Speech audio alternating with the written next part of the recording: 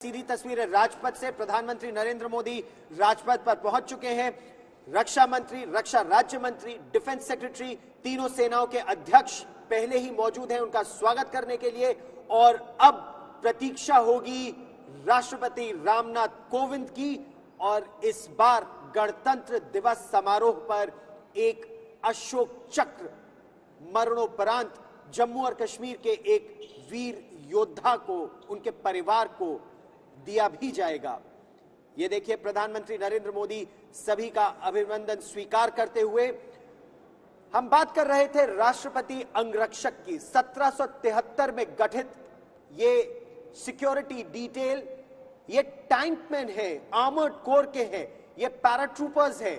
इन्होंने लगभग हर लड़ाई में स्वतंत्रता के बाद ऑपरेशन मेघदूत समेत भाग भी लिया है।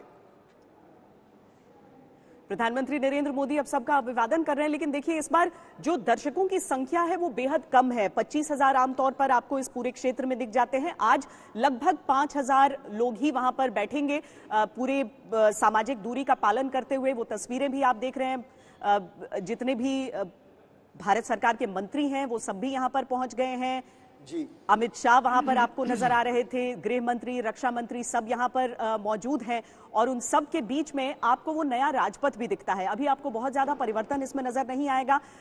सेंट्रल विस्टा पूरी तरीके से अभी निर्माण उसका पूरा नहीं हुआ है, लेकिन उसके साथ साथ जो नेशनल आर्ट गैलरी है उसमें बनाई हुई पूरी पेंटिंग्स उस पूरे इलाके में सजाई गई हैं। और वो सब क्या याद करती हैं? वो याद करती हैं हमारी आजादी के उस संघर्ष को। तो भले ही आज गणतंत्र दिवस है, लेकिन 75वें साल जो आजादी का है उसे नहीं भूला जा रहा है। और आज के पूरे आयोजन में 75 साल में कैसे आजाद भारत में हम बदले हैं, हमारे सैन्य बल बदले हैं, हमारी जो उपकरण हैं वो बदले हैं, वो सारी चीजें आज आपको यहां पर नजर आएंगी। अब से कुछ देर में उसकी शुरुआत हो जाएगी। रक्षा मंत्री राजनाथ सिंह से चर्चा कर रहे हैं प्रधानमंत्री। इंतजार, प्रतीक्षा यहां पर हो रही है राष्ट्रपति के काफिले के पहुंचने की। और देखिए, राष्ट्रपति राजपथ पर पहुंच चुके हैं, बस कुछ ही देर में वहां पर अब पहुंच जाएंगे, जिसके बाद राष्ट्रगान से शुरुआत होगी औपचारिक इस समारोह की।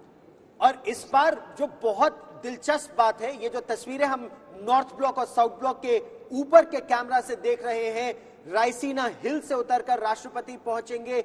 1950 में इस 5 मील का सफर, जब उस जमाने के इरविन स्टेडियम या national stadium, major Dhyan Chand national stadium में पहुंचने में कई घंटे लग गए थे उस समय राष्ट्रपति डॉक्टर राजेंद्र प्रसाद को। लेकिन आज की अगर हम बात करें तो दोनों तरफ नया राजपथ सेंट्रल विस्टा का प्रोजेक्ट इस समय चल भी रहा है। और जो कर्मी, जो श्रमिक उसको बनाने में लगे हैं, दिल्ली के ऑटो रिक्शा ड्राइवर, यही नहीं, अलग अलग फ्रंटलाइन वर्कर्स जो कोविड के खिलाफ युद्ध में जिनकी अहम भूमिका रही है, श्वेता, आज वो भी दर्शक दीर्घा में है। वही है आज के विशिष्ट अतिथि, जो सफाई कर्मचारी हैं, जो कोविड वॉरियर्स हैं, वो सारे आज के विशिष्ट अतिथि हैं।